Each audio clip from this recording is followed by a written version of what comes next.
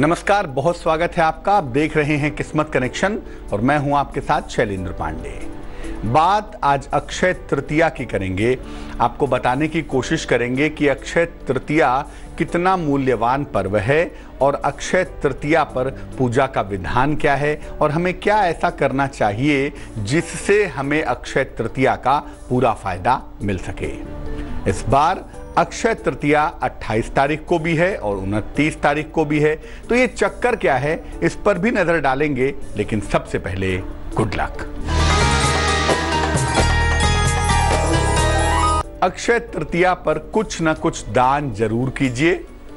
अगर आप अक्षय तृतीया पर दान करते हैं, किसी की सहायता करते हैं, तो अक्षय का मतलब जिसका क्षय न हो, जिसका नाश न हो, ऐसा फल, ऐसा परिणाम आपको प्राप्त होगा। सबसे पहले जानते हैं कि अक्षय तृतीया का दरअसल महत्व क्या है। वैशाख शुक्ल पक्ष की तृतीया को अक्षय तृतीया कहा जाता है। अक्षय तृतीया के दिन जो खास बात होती है वो ये है कि सूर्य और चंद्रमा, सन और मून दोनों ही अपनी उच्च राशि में स्थित होते हैं। सूर्य मेष में होता है और चंद्रमा वृषभ में होता है। इसीलिए सूर्य और चंद्रमा चूंकि मन और प्राण के मालिक हैं, इस सृष्टि को चलाने में सर्वश्रेष्ठ ग्रह माने जाते हैं और दोनों ही चूंकि बेहद मजबूत होते हैं, इसीलिए दोनों की बराबर कृपा का जो परिणाम है वो अक्षय हो जाता है। अक्षय का अर्थ होता है जिसका कभी क्षय न हो, जिसका कभी नाश न हो। इसीलिए ऐसा मानते हैं कि अक्षय तृतीया पर अगर आप कोई कार्य करते हैं तो उसके परिणाम का क्षय नहीं होता, उसका परिणाम कभी समाप्त नहीं होता। ऐसा भी मानते हैं कि अक्षय तृतीया के दिन भगवान परशुराम ने, नर नारायण ने और हयग्रीव ने अवतार भी लिया था। इसी दिन से बद्रीनाथ के कपाट भी खुलते हैं और साल का एकमात्र ऐसा दिन होता है जब वृंदावन में भगवान बांके बिहारी के चरणों का दर्शन होता है, वरना पूरे साल उनके चरण वस्त्रों से ढके होते हैं। इस दिन अक्षय तृतीया के दिन मूल्यवान वस्तुओं की खरीदारी की जाती है और तमाम चीजों का दान भी किया जाता है। ऐसा करने से धन की प्राप्ति होती है और जो दान का पुण्य है, जो दान का फल है, वो अक्षय बना रहता है। अक्षय तृतीया साल का स्वयं सिद्ध मुहूर्त है, बहुत महत्वपूर्ण मुहूर्त होता है। इसलिए इस दिन बिना किसी शुभ मुहूर्त के भी कोई शुभ कार्य किया जा सकता है। अक्षय तृतीया पर क्या करना है, क्या उपाय करने हैं, इन चीजों की बात करेंगे। लेकिन फिलहाल मेष, वृष और मिथुन राशि का राशिफल।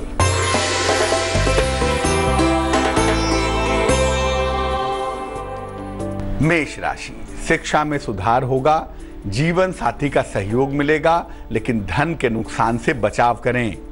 शुभ रंग नीला है और भाग्य है 79%।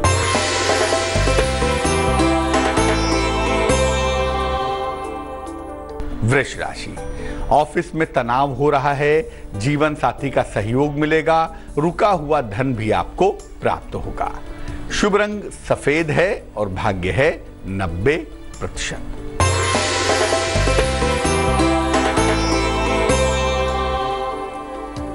मिथुन राशि, स्वास्थ्य का बहुत ख्याल रखें। राजनीति के क्षेत्र में अगर हैं तो आपके फायदे का वक्त चल रहा है, अचानक धन की प्राप्ति भी हो रही है। शुभ रंग पीला है और भाग्य है 41%। अक्षय तृतीया के दिन का पूजा विधान क्या है, कैसे पूजा करेंगे। प्रातः काल किसी पवित्र नदी में या सरोवर में स्नान कर लीजिए। इसके बाद भगवान विष्णु और मां लक्ष्मी की पूजा कीजिए। उन्हें सफेद फूल अर्पित करिए और साथ ही साथ जौ या गेहूं का सत्तू अर्पित करिए, चने की दाल अर्पित करिए और ककड़ी अर्पित करिए। भगवान विष्णु और मां लक्ष्मी के मंत्रों का जप कीजिए। याद रखिए, अक्षय तृतीया पर जितनी आवश्यकता धन की है, यानी जितनी जरूरत मां लक्ष्मी की पूजा की है, उतनी ही जरूरत संपन्नता और समृद्धि की है, यानी भगवान विष्णु की भी है, तो दोनों की पूजा की जाएगी। इसके बाद किसी निर्धन व्यक्ति को घड़े का, छाते का, जूते का और चावल का दान कीजिए। जो चीजें गर्मी में शीतलता पहुंचाती हैं, ऐसी तमाम चीजों का दान अक्षय तृतीया के दिन किया जाता है। कर्क, सिंह और कन्या राशि के लोगों का वक्त कैसा है, आइए जानते हैं।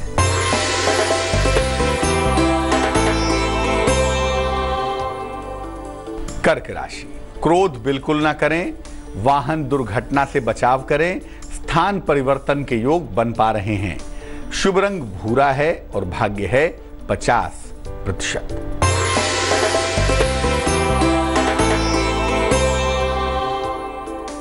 सिंह राशि, किसी अतिथि का आगमन होता दिख रहा है, मान सम्मान की प्राप्ति हो रही है, मनोरंजक यात्रा के योग बने हुए हैं। शुभ रंग नारंगी और भाग्य होगा 92%।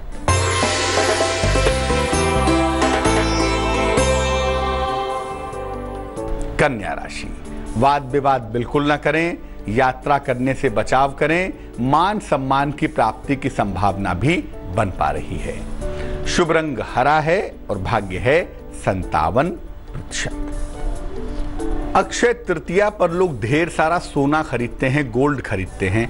उसका अक्षय तृतीया से क्या संबंध है, इस पर बात करेंगे, लेकिन फिलहाल आपका सवाल। अन्नपूर्णा जी ने हमें मेल लिखा है, नई दिल्ली से लिखती हैं। जन्म की तारीख है 4 अक्टूबर 1960 1960। जन्म का समय है दोपहर के 3:15। जन्म का स्थान है दिल्ली। अन्नपूर्णा जी का लिखना यह है कि अभी पैसे रुपए की कोई समस्या नहीं है, परिवार में सब ठीक है, लेकिन संतान के व्यवहार से, उसके साथ तालमेल को लेकर बुरी तरह परेशान हैं और इस चक्कर में इनको लगता है कि घर छोड़कर कहीं धार्मिक स्थान पे जाके रहना चाहिए या घर छोड़ देना चाहिए। इस बारे में जानना चाहती हैं कि क्या कभी संतान का व्यवहार ठीक होगा या नहीं होगा।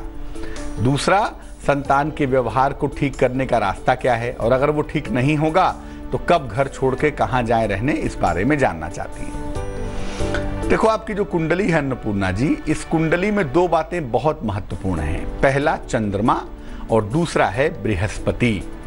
चंद्रमा आपका सेंसिटिव ज्यादा है, तो कहीं ना कहीं संतान के साथ तालमेल के लिए संतान की जितनी जिम्मेदारी है उतनी ही जिम्मेदारी आपकी भी है, और आप संतान के साथ तालमेल ठीक से नहीं निभा रही हैं, जिस वजह से दिक्कतें आ रही हैं। संतान की गड़बड़ियां हैं, गलतियां हैं, लेकिन आपके भी एडजस्टमेंट पार्ट पे प्रॉब्लम जरूर है, पहली बात। दूसरी बात देखो ये है कि बृहस्पति कमजोर है कुंडली में, तो आपके जीवन का जो सपोर्ट सिस्टम है, जो पति का सिस्टम है, पति शायद नहीं होंगे अब आपके, जो पति का सिस्टम है, जो संतान का सिस्टम है, जो सपोर्ट सिस्टम है, वो कमजोर दिखाई दे रहा है। एक तो घर छोड़कर कहीं चले जाएं, रह लें, ये सब बातें दिमाग से निकाल दें। आपके घर की स्थितियां ही बेहतर हो सकती हैं, लेकिन थोड़ा सा आपको धैर्य रखना होगा। अप्रैल 2018 के बाद से चीजें धीरे धीरे बेहतर होंगी, लेकिन आपको भी धैर्य रखना होगा। अपने कटुवाणी पे, कड़वी जबान पे और अपने क्रोध पर नियंत्रण आपको भी रखना होगा, थोड़ा एडजस्टमेंट करना होगा। और दो उपाय करिए ताकि जो संतान पक्ष की तरफ से तकलीफ है, कष्ट है, वो निश्चित रूप से दूर हो जाए।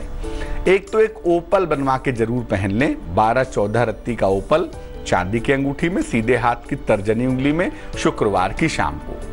और रोज शाम को सूर्यास्त के बाद पूजा स्थान पे आराम से बैठ जाएं। अगर आप जमीन पे नहीं बैठ पाती हैं, जैसा कि कुंडली आपकी कहती है कि घुटनों में दिक्कत है आपको, तो आप कुर्सी पर ही बैठ जाइए, कोई हर्ज नहीं है। और कुर्सी पे बैठने के बाद जितना जप सकें नमः शिवाय का जप करें। आधा घंटा, 1 घंटा, 2 घंटा आराम से बैठ के नमः शिवाय का खूब जप करें। और जप करने के बाद भगवान शिव से प्रार्थना करें कि आपकी समस्या का समाधान हो। निश्चित रूप से आपकी ये समस्या दूर होनी शुरू होगी, लेकिन आपको भी अपनी तरफ से एडजस्टमेंट का ध्यान रखना पड़ेगा। बहुत सारे लोग अक्षय तृतीया पर सोना खरीदते हैं, गोल्ड खरीदते हैं। तो अक्षय तृतीया का गोल्ड से यानी कि सोने से क्या संबंध है, वो भी जान लेते हैं। ऐसा मानते हैं कि अक्षय तृतीया के दिन सोना खरीदना, सोने की खरीदारी सर्वोत्तम है, सबसे ज्यादा बढ़िया है। सोने की खरीदारी का सबसे जो उपयुक्त समय बताया गया है, वो कहा गया दोपहर में खरीदिए। अगर सोना ना खरीद सकें तो सोने के आवरण वाली चीजें खरीदें, इस पर सोने का पानी चढ़ा हुआ हो, या पीतल भी खरीद सकते हैं जो पीलापन लिए हुए हो, इसकी आभा, जिसका रंग पीला हो। साथ ही साथ कोई ना कोई धातु दान के लिए भी खरीदें। अगर चांदी का कोई पॉलिश वाला सामान खरीद रहे हैं तो चांदी का एक छोटा सामान और खरीद लीजिएगा, उसका दान करना है आपको। पहले किसी निर्धन व्यक्ति को दान करिए, किसी गरीब व्यक्ति को पहले दान करिए। कोई धातु दान कर दें, खाने पीने की चीज़ें दान कर दें, कपड़े दान कर दें, जो भी आप अफोर्ड कर सकें। और फिर जो आपने गोल्ड खरीदा है पहले भगवान को समर्पित करें और फिर जाकर सोने का प्रयोग करना आरंभ करें।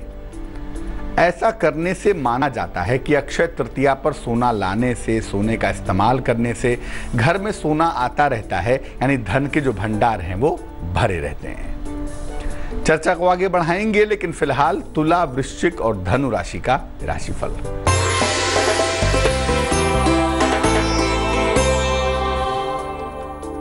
तुला राशि, संतान पक्ष से आपको सुख मिलेगा, संपत्ति का अर्जन होगा, लेकिन खान पान का बहुत ध्यान रखें।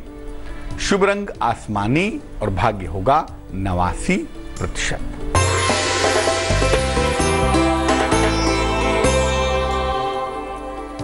वृश्चिक राशि, कारोबार में लाभ होगा, नई संपत्ति आप खरीद सकते हैं, धन के नुकसान से बचाव करें। शुभ रंग गुलाबी है और भाग्य है 81%।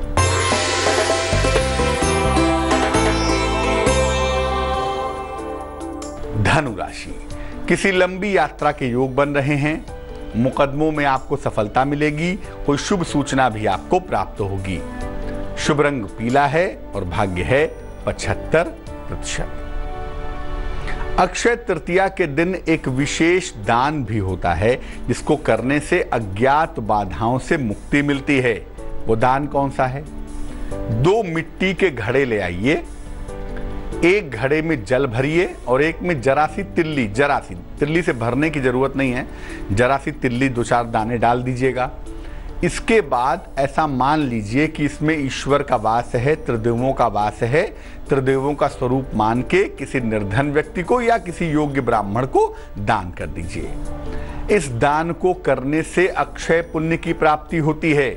इसको और भी सरल आप ऐसे कर सकते हैं कि एक नया घड़ा लाकर उसमें जल भर के किसी निर्धन व्यक्ति को दान करें, यानी एक घड़ा मटका पानी भरकर दान करने से भी अक्षय तृतीया को अक्षय पुण्य की प्राप्ति अवश्य होगी।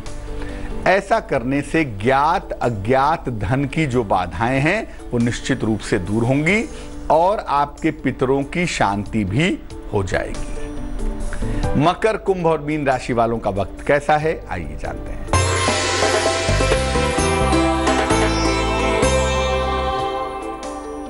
मकर राशि के लोगों को आर्थिक फायदा होगा, जीवन साथी का सहयोग मिलेगा, उपहार और सम्मान की प्राप्ति होगी। शुभ रंग फिरोजी और भाग्य होगा 44%।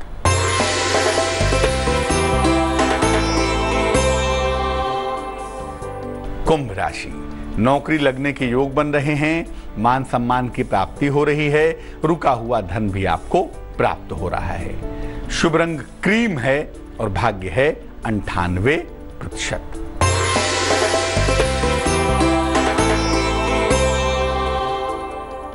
मीन राशि, रुके हुए तमाम काम आपके पूरे होंगे, लेकिन नौकरी में बदलाव इस समय में ना करें।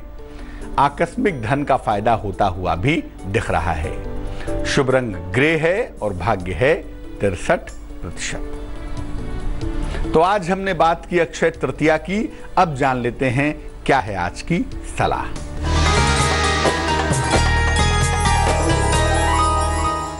बहुत सारे लोग सोते हैं, सपने खराब दिखाई देते हैं, डरे हुए सपने दिखाई देते हैं।